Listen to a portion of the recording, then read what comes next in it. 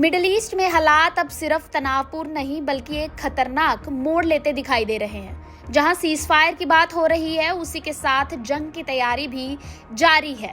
अमेरिकी राष्ट्रपति Donald Trump ने ईरान के साथ एक तरफा सीजफायर बढ़ाने का ऐलान किया है, लेकिन इस फैसले के पीछे की रणनीति हालात को और भी ज्यादा जटिल बना रही है।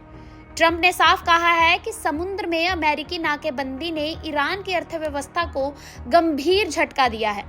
उनका दावा है कि इस ब्लॉकेड की वजह से ईरान को हर दिन करीब $500 मिलियन का नुकसान हो रहा है। तेल एक्सपोर्ट लगभग ठप हैं और अंदरूनी स्तर पर आर्थिक दबाव लगातार बढ़ता जा रहा है।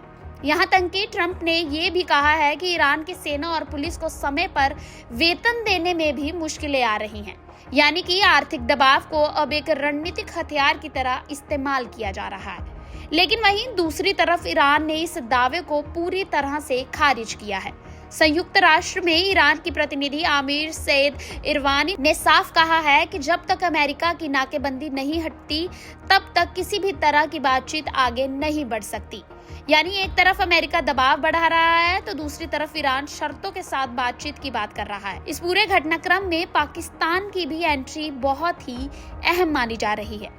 पाकिस्तान के प्रधानमंत्री शहबाज शरीफ और आर्मी चीफ आसिम मुनीर की अपील पर ट्रंप ने फिलहाल सैन्य कार्रवाई रोकने का फैसला लिया है।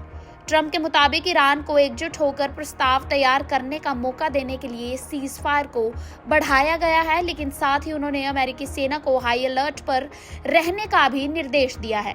यानी शांति की बातचीत जारी है और जंग की तैयारी भी पूरी तरह से बरकरार है।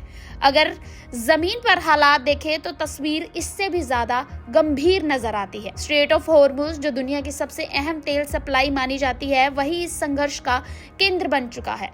इस स्ट्रेट को बंद होने से ग्लोबल ऑयल सप्लाई पर सीधा असर पड़ रहा है और इसी वजह से यूके और फ्रांस ने 30 देशों की एक इमरजेंसी मीटिंग बुलाने का भी फैसला किया है, ताकि इस समुद्री रास्ते को फिर से सुरक्षित और चालू किया जा सके। वहीं ईरान की सबसे ताकतवर सैन्य इकाई इस्लामिक रेवोल्यूशनरी गार्ड्स कोर्प्स ने साफ चेतावनी दी है कि अगर किसी भी तरह का हमला हुआ तो जवाब पहले से कहीं ज्यादा बड़ा और खतरनाक होगा।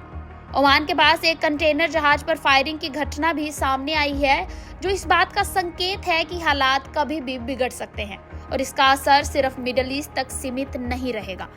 इस जंग की आंच अब पूरी दुनिया तक पहुंच रही है। यूरोप की बड़ी एयरलाइन ने बढ़ती ईंधन कीमतों के चलते 20,000 उड़ानें रद्द करने का फैसला लिया है, जिससे साफ है कि ये संघर्ष अब ग्लोबल इकोनॉमी को हिला रहा है। वहीं इसी बीच अंतर्राष्ट्रीय परमाणु एजेंसी यानी इंटरनेशनल एटॉमिक एनर्जी एजेंसी ने भी चेतावनी दी है कि अगर किसी शांति समझौते में उसे शामिल नहीं किया गया तो कोई भी डील टिकाऊ नहीं होगी। यानी कूटनीतिक, सैन्य दबाव और वैश्विक राजनीति तीनों एक साथ इस संकट को जटिल बना रहे हैं। सबसे बड़ा सवाल अब यही है कि क्या सीजफायर सच में शांति की ओर एक कदम है या फिर एक बड़े युद्ध को पहले की रणनीतिक चुप्पी ही माना जा रहा है।